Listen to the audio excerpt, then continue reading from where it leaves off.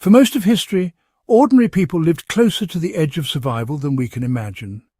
Peasants, farmers and villagers didn't have supermarkets, refrigeration, or even reliable roads to bring supplies in during harsh winters. Yet they endured, century after century, with simple skills and techniques that look surprisingly advanced when viewed through a modern prepper's eyes. What's fascinating is that many of these practices still apply today, even in an era of convenience. In fact, if the grid went down or supply chains faltered, their methods would become lifesavers again. Let's open the Peasant Survival Manual and see what's worth relearning. Peasants mastered food storage without electricity. The medieval and early modern peasant diet revolved around bread, porridge, beans, root crops, and preserved vegetables. The ability to keep food safe without refrigeration was everything. One of the simplest methods was the root cellar, dug into a hillside or below a cottage floor, where cool, stable temperatures slowed rot. Carrots, turnips and cabbages kept for months in damp sand or straw. Salted fish or pork barrels lasted all winter, while dried beans stored in clay pots remained edible for years.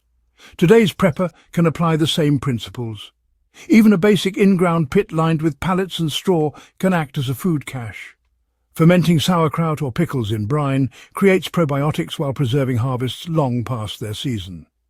These practices don't require technology, only time, salt, and patience. In times when store shelves run thin, having barrels of beans or jars of fermented vegetables becomes more than tradition. It's survival. Peasants relied on herbal medicine and plant knowledge. Doctors were rare, expensive, and often distrusted in rural Europe. Instead, peasants leaned on herbalists and local cunning folk who knew which plants eased pain, cured infections, or treated fever. Willow bark tea contained salicin, a compound still found in aspirin today. Elderberries and rose hips provided immune-boosting vitamin C when scurvy loomed. Poultices of comfrey soothed wounds, while garlic served as a natural antibiotic long before penicillin. Many of these remedies survive in old herbals like Gerard's Herbal, 1597, or Culpeper's Complete Herbal, 1653.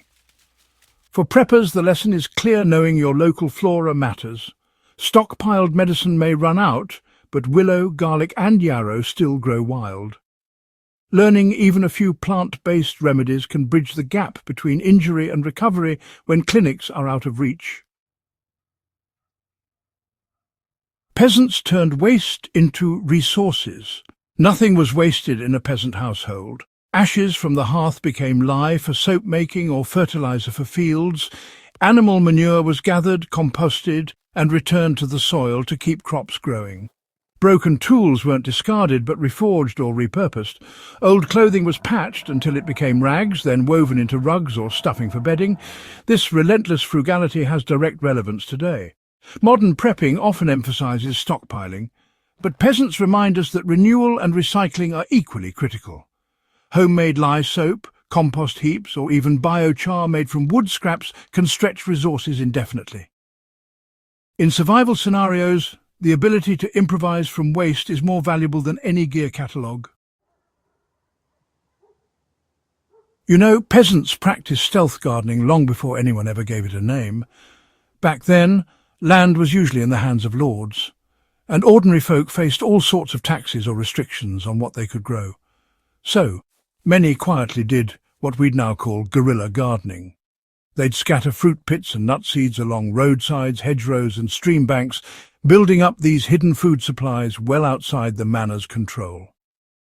Over time, these so-called wild orchards and berry patches became a sort of insurance against famine. The same trick, honestly, still works in the modern world. Tossing apple seeds into neglected corners of public land, planting Jerusalem artichokes along fence lines, or tucking squash vines into roadside ditches. These all create future food reserves that no one can easily trace. It's an act of quiet resistance, just as it was in the Middle Ages, and, well, it costs almost nothing. Peasants, you see, relied on low-tech cooking and heating systems. In homes where fuel was scarce, they simply couldn't afford to waste wood on open flames. Instead, they perfected fuel-efficient methods.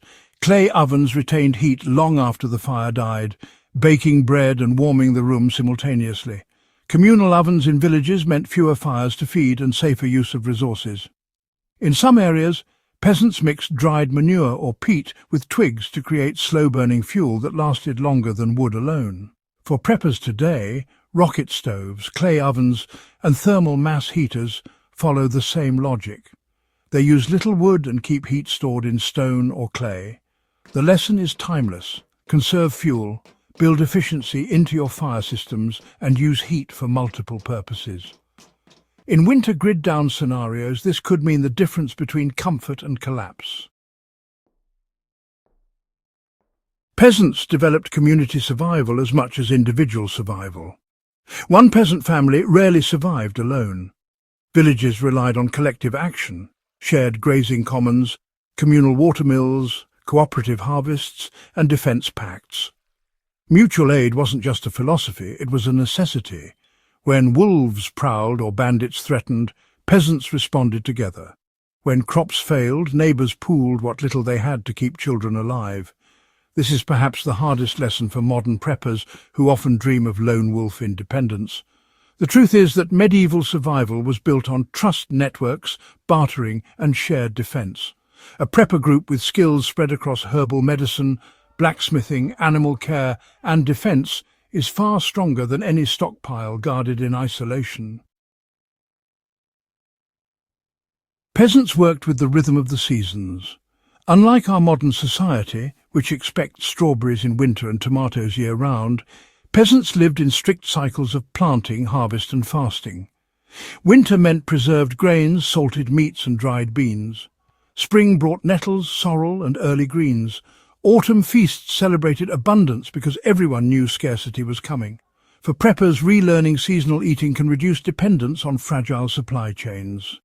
Stockpiling winter root vegetables, learning spring foraging, and preparing for the hungry gap of early spring ensures resilience. The peasant diet wasn't glamorous, but it was sustainable for centuries. The Peasant Survival Manual still applies today. Peasants survived through observation, resourcefulness and cooperation. They stored food without refrigeration, healed themselves with herbs, turned waste into value, planted stealth gardens, cooked with minimal fuel, relied on community, and lived by seasonal rhythms.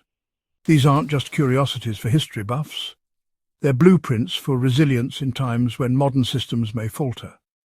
Preppers who integrate these lessons are walking in the footsteps of generations who endured plagues, famines and invasions with nothing but their ingenuity. As technology grows more fragile and global systems more unstable, it's not the flashy gadgets that will save us, but the humble practices of peasants who simply refuse to quit. If this guide gave you fresh ideas for resilience rooted in the wisdom of the past, then keep digging deeper. History isn't just stories.